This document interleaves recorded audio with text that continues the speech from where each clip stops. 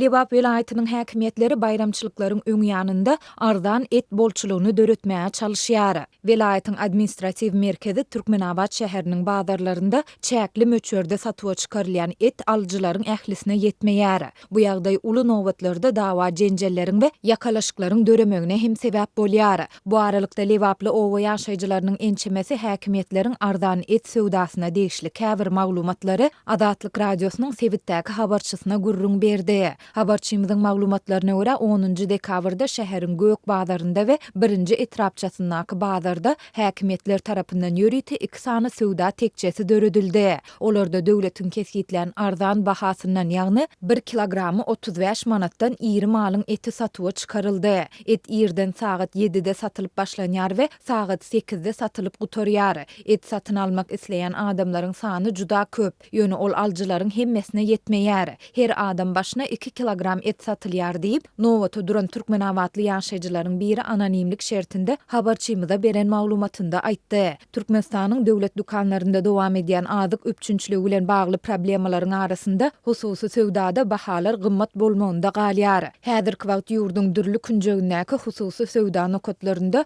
etiň bahasy 65-100 manat aralygynda bahalanýar. Lebaply habarçymyz etiň söwdasyna her bazarda 10-dan gowrak polisiýa işgäriniň gödökçülük edýändigine, ýöne olaryň adamlaryň uly nowatlaryna köplenç gödökçülük edip bilmeýändigini hem aýtdy. Adamlar et ýetmän galmasyn diýip bir-birini itekleýär we dawa jenjel ýakalaşyk döreýär. Olar köplenç polisiýa işgärlerine hem boyun bolmaýarlar diýip Türkmenawatly ýaşaýjy belledi. Ol eti saýlap satyn almagy mümkinçiligiň ýokdugyny, söwda tekçesiniň öňüne baran aljylaryň eline bir plastik paketde 2 kilogram etin gowşurylýandygyny hem sözüne goşdy. Arasy et satylmaýar, her alyja her hili et düşýär. Birine ayak, birine malyň iç bagry garlan et satylýar diýip Türkmenawatly alyjy belledi. Türkmenawadyň bazarlarynda ardan bahadan etin satyga çykarylmagy hususy gassaplar tarapyndan satylýan etin hem arzanlamagyna getirdi. Habarçymyz häzirki wagt hususy söwdada 1 kilogram etin 60 manada çenli arzanlandygyny aýtdy.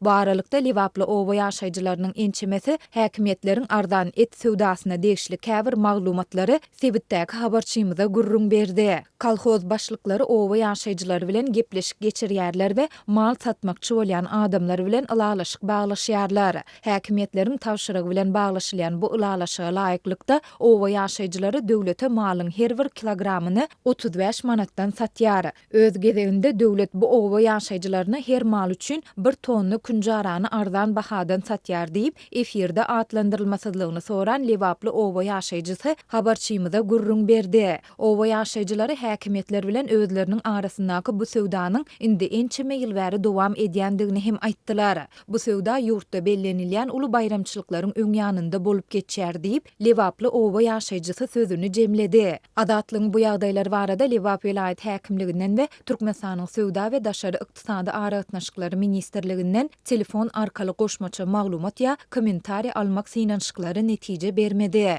Türkmen häkimetleri ýurtda bellenilýän uly bayramçylyklaryň öňü syrasynda söwda nokatlarynda adatdan daşary ardan azyk bolçulugyny wagtlaýyn döredýärler. Ýöne bu bolçuluk bayramçylygyň ideýany aradan aýrylýar. Türkmenistanda global pandemiýanyň fonunda hasta ýetileşen ykdysady kynçylyklar, işsizlik, azyk önümleriniň hususy söwdadaky gymmatçylygy we döwlet dukanlaryndaky gytçylygy köp maşgalany subsidiýalenen azyk önümlerine garaşly goýýar. Häkimetler bu kynçylyklary, şol sanda azyk gymmatçylygyny we gytçylygyny resmi derejede boyun alman ýygyderli ösüş sanlaryny getirýärler. Bu aralykda habarçymyz dollaryň gara bazardaky bahasynyň ýeni aşaklandygyny habar berýär. 10-njy dekabrda 1 dollaryň alış çalış bahasy 19 manada çenli düşdi. Ýöne şol güni gaýtadan ýokarlandy. 13-njy dekabrda 1 dollar 20 manat 80 teňe bahalanýar. Türkmenistanda 12-njy dekabrda halkara bitaraplyk güni. Türkmenistanyň hemişelik bitaraplygynyň 26 ýyllygy bellendi we 31-nji dekabrda täze ýyl bayramçylygy bellenler.